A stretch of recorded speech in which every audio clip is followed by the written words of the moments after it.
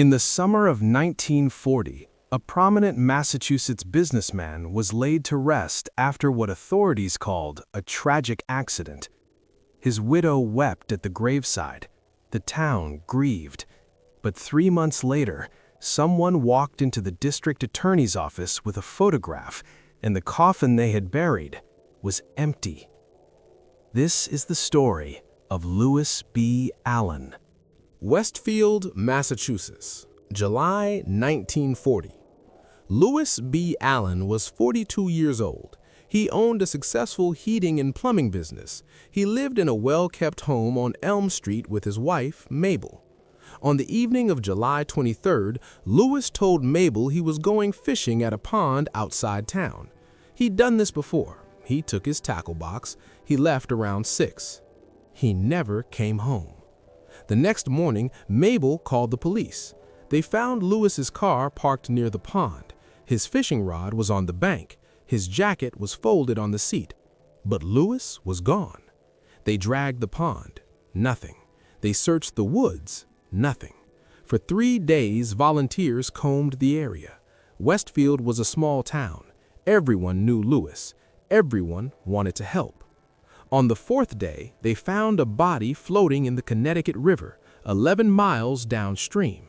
The body was badly decomposed, bloated, discolored, unrecognizable, but it was wearing Louis's clothes, his watch, his wedding ring. Mabel identified the items. The medical examiner ruled it an accidental drowning. Louis must have slipped, fallen into a tributary, been carried downstream. They held the funeral on July 30th. The casket was closed. The town mourned. 3 months passed. October 1940. A man walked into the office of District Attorney Thomas F. Moriarty in Springfield. He did not give his name. He placed a photograph on the desk, and he left. The photograph showed a man standing in front of a storefront in Albany, New York. Stamped on the back was a date, August 14, 1940, 2 weeks after Louis B. Allyn's funeral. The man in the photograph was Louis B. Allyn. Moriarty stared at it. He called the Westfield police. He called the state police. He ordered the grave opened.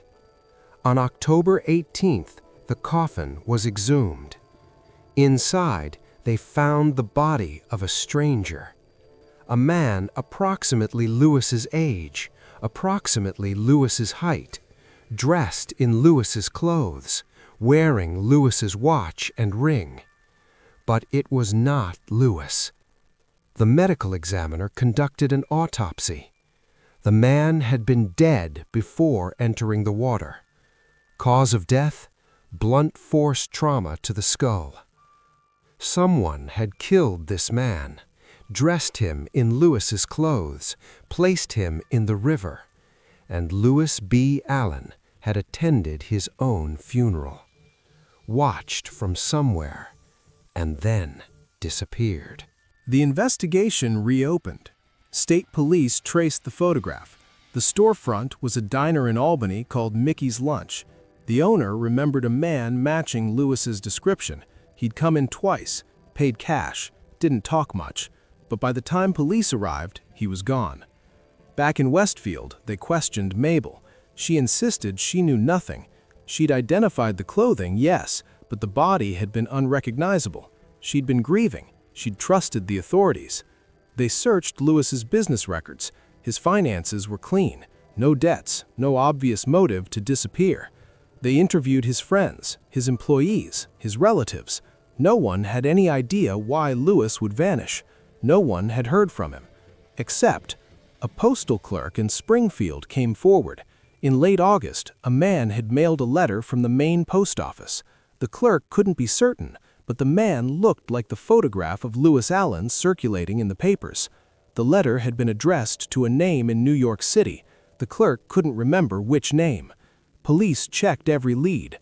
They contacted authorities in New York, Connecticut, Rhode Island.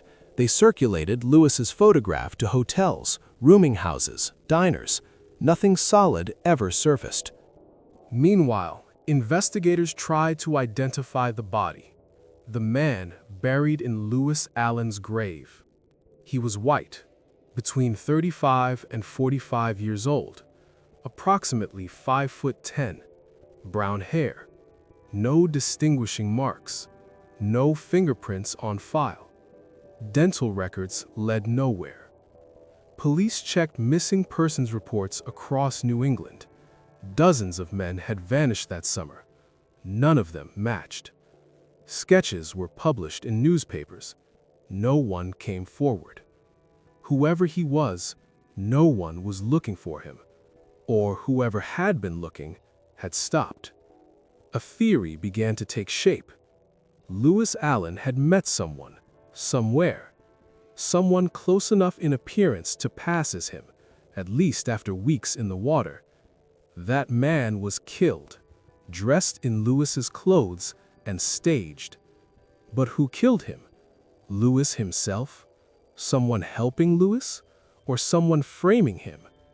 The case files do not say, because in December of 1940, the investigation quietly stalled. There were no more sightings, no letters, no confessions. Mabel Allyn continued living in the house on Elm Street. She told reporters she believed her husband was alive. She hoped he would come home, but she never heard from him again. Louis Allyn's business was liquidated. His assets were eventually transferred to Mabel. The unidentified man was reburied in an unmarked section of the cemetery.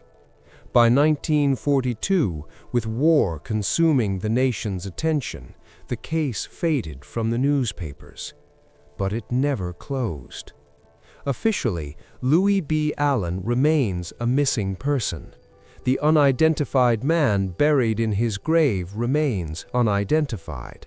And the person who delivered that photograph to the district attorney's office was never found.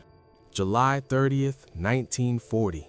The closed casket, the hymns, Mabel dressed in black, and somewhere, maybe across the street, maybe in the back row, maybe nowhere near at all, Louis Allyn watching.